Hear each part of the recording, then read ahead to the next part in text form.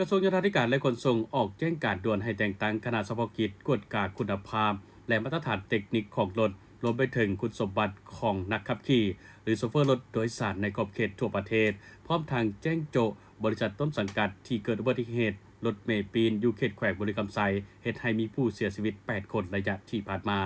โดยล่าสุดนี้ในวันที่24เมษายน2026นี้กระทรวงโยธาธิการและขนส่งได้ออกแจ้งการ2ฉบับคือออกแจ้งการให้แต่งตั้งคณะเฉพาะกิจกวดกาคุณภาพมาตรฐานเทคนิครถและคุณสมบัติของนักขับขี่หรือโชเฟอร์รถโดยสารทั้งภายในและต่างประเทศในขอบเขตทั่วประเทศให้สำเร็จในปี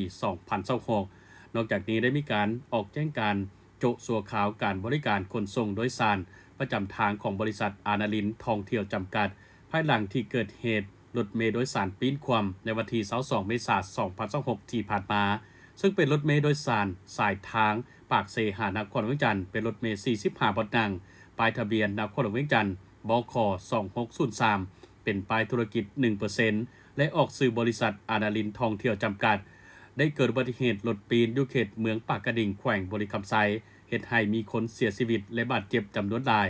ซึ่งสาเหตุหลักแม้นย้อนสภาพเทคนิครถบ่ได้มาตรฐานและผู้ขับขี่หรือโชเฟอร์ขับรถด้วยความประมาทและขาดคุณสมบัติฉะนั้นเพื่อให้การแก้ไขปัญหาดังกล่าวให้ทันการและบ่ให้เกิดปัญหาดังกล่าวอีกในอนาคตกระทรวงโยธาธิการและขนส่งจึงแจ้งถึงประธานคณะกรรมการปกครองนครเวียงจันทร์บรรดาแขวงในขอบเขตทั่วประเทศให้หีบพรแต่งตั้งคณะเฉพาะกิจกวดกาคุณภาพมาตรฐานเทคนิครถโดยสารทั้งภายในและต่างประเทศแนวใส่ปรับปรุงให้ได้มาตรฐานตามกฎหมายและระเบียบการที่เกี่ยวข้องพร้อมทั้งกวดกาคุณสมบัติของนักขับขี่เพื่อคัดเลือกให้ได้นักขับขี่ที่มีสุขภาพแข็งแรงมาตรฐานครบถ้วนตามระเบียบการที่กำหนดไว้